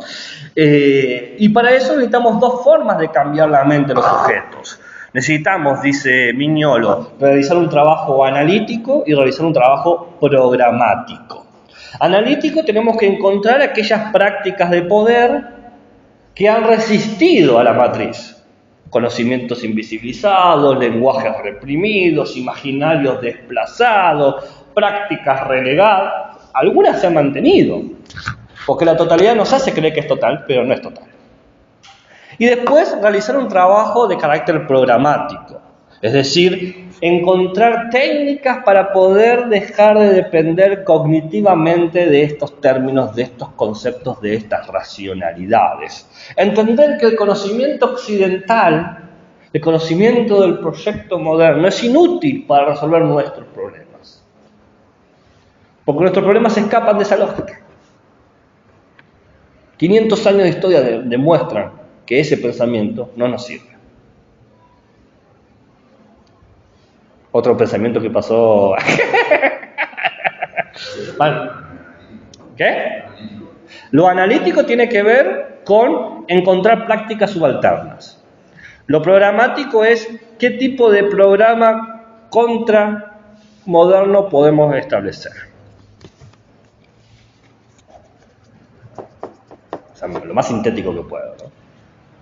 Entonces, para Mignolo, el fracaso de las propuestas previas, y bueno, esto es típico de la soberbia, ¿no? Todos lo hacían mal hasta que, por suerte, vine yo, decí que estaba yo, porque si no, seguimos colonizados. Pero pasa siempre, es una cuestión, eso sí que no conoce fronteras, la soberbia. Para pensar como yo, nadie es mejor que yo, ¿no? Entonces dice, la propuesta de los pensamientos postcoloniales y decoloniales anteriores es que estaban todavía atados a la lógica racional de la colonia. Critican a la academia con textos académicos, critican a Europa con autores europeos, Foucault, Lacan, Derrida. Y encima, las críticas de la colonia se hacen dentro del matriz colonial, se reproducen dentro de la cultura universitaria occidental. Entonces, ok, no leo autores europeos, pero tengo un título bajo los estándares europeos. Entonces, es lo mismo, dice Mignolo. Entonces, acá está la cuestión del desgarramiento. Arrancarse el modelo de la razón moderna, destruir la imagen del sujeto completo y autónomo, quitar el imaginario del que el sujeto está separado del objeto. Porque la verdadera crítica, dice Mignolo, no utiliza los tablones que tenemos. No reutiliza las herramientas. Crea sus propios instrumentos. ¿Vieron todo lo que estaba diciendo? Esta es la verdad. Entonces, se reconstruyen los territorios ancestrales, se visibiliza la latinidad y la africanidad existente, se recategorizan las cuestiones del mestizaje, se recuperan saberes locales y precoloniales, se reinstitucionalizan los centros de saberes y los órdenes, se desarrollan nuevas economías orientadas al cooperativismo o al asociativismo, se crean nuevos instrumentos para entender el mundo de una manera radicalmente distinta. Borrón y cuenta nueva. A barajar y dar de nuevo. Por cuenta nueva, o sea, pero el programa postmoderno diría que, en mi opinión, no debería implicar que dejemos de leer a los autores de la modernidad. Vos lees lo que vos quieras, pero ya no lo leas porque los europeos dicen que hay que leerlo. Porque tus nuevos instrumentos dicen que tenés que leerlo. Pero no sería borrón y cuenta. Sí, borrón cuenta nueva, porque acabo de decir, no usamos los instrumentos, no reutilizamos instrumentos, creamos nuestros nuevos instrumentos. Si nuestros nuevos instrumentos heurísticamente nos generan un camino, nos llevan hasta ahí, eso es otra cosa. ¿Qué es lo que no se entiende? ¿Lo entendés o no te gusta? Ok, porque son dos cosas distintas, La cuestión es la siguiente. Mignolo dice, las críticas se hacen siempre de lugares que están colonizados. Entonces, hay un germen, una toxina, una infección que nunca se va a poder liberar. Entonces, no hay que hacer las críticas desde ahí, desde otros lugares, desde otros saberes, desde otros principios cognitivos, desde otras prácticas valorativas, desde otras formas de entendimiento, desde otras economías, políticas, lógicas, éticas. Por eso hace que se elimine todo lo anterior. Eliminar en el sentido de que no sea nuestro punto de inicio. Si luego llegamos a eso porque el camino conduce, no hay problema. Porque no es negar la existencia. Claro, porque si partimos desde ahí, vamos a seguir reproduciendo la matriz colonial. Es pensar en una universidad otra universalidad, sobre la cual se entiende que el conocimiento está en el cuerpo, en la localización. El conocimiento siempre depende del territorio. No hay conocimiento desprendido del territorio. Y no hay conocimiento de los cuerpos que viven, no hay conocimiento desprendido de los cuerpos que viven en ese territorio, de que habitan. Conocer y habitar es lo mismo. Una episteme de la habitar. Es lo que le estaba diciendo a Tintín y a la L. ¿A quién? A Tintín y a la L en el recreo. ¿Quién es Tintín? Todos tienen sus apodos secretos. Ok. Bueno, si te estaba diciendo eso, está muy bien. Estábamos como hablando. Entonces, esta racionalidad otra es crear un nuevo horizonte de experiencias, un nuevo horizonte de expectativas. Buscar un futuro que no esté prediseñado dentro de la ideología capitalista neoliberal.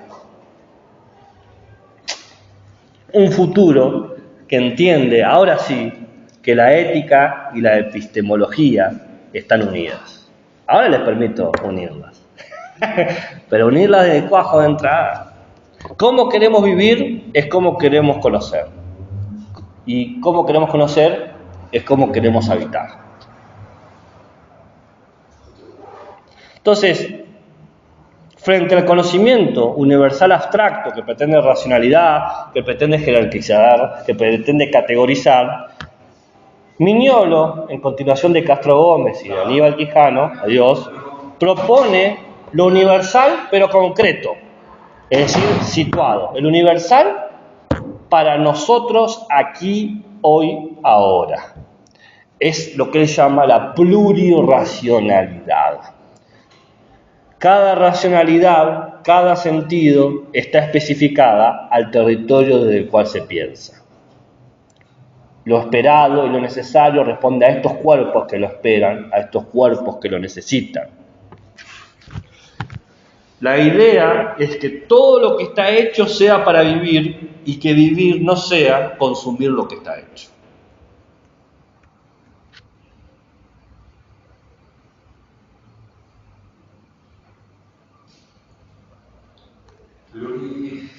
Racionalidad.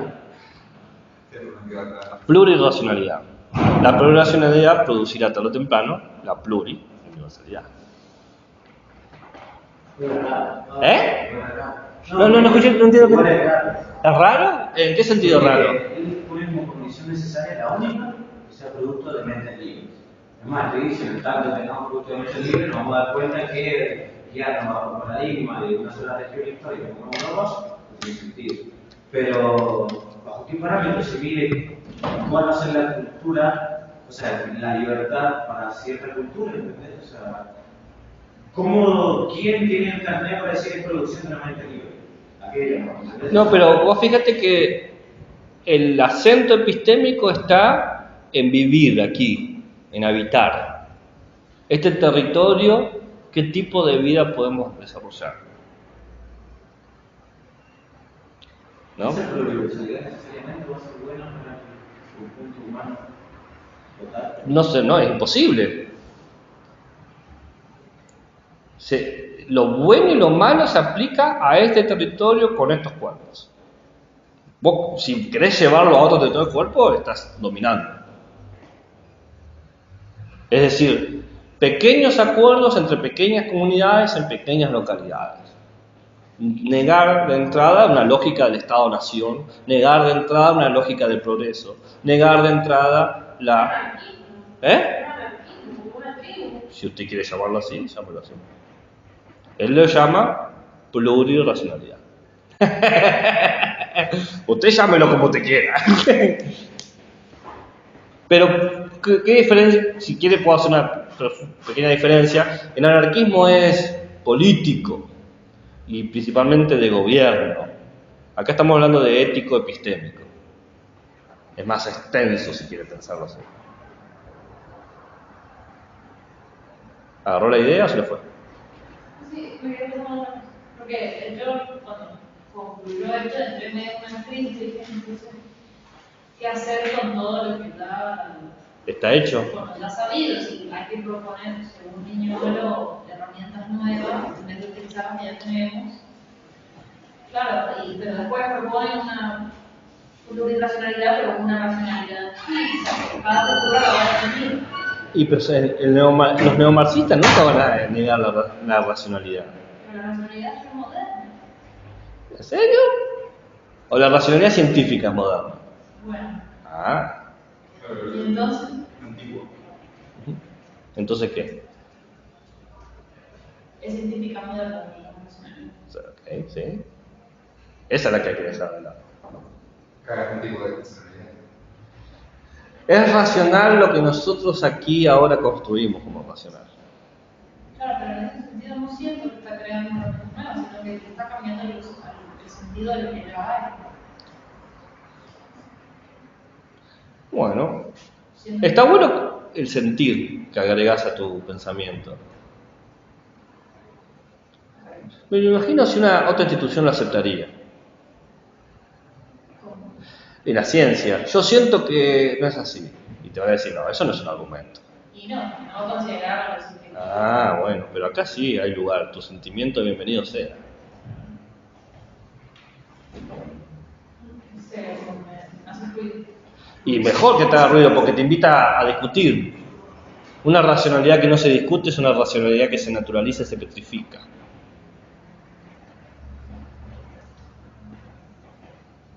Peor si se quedan callados.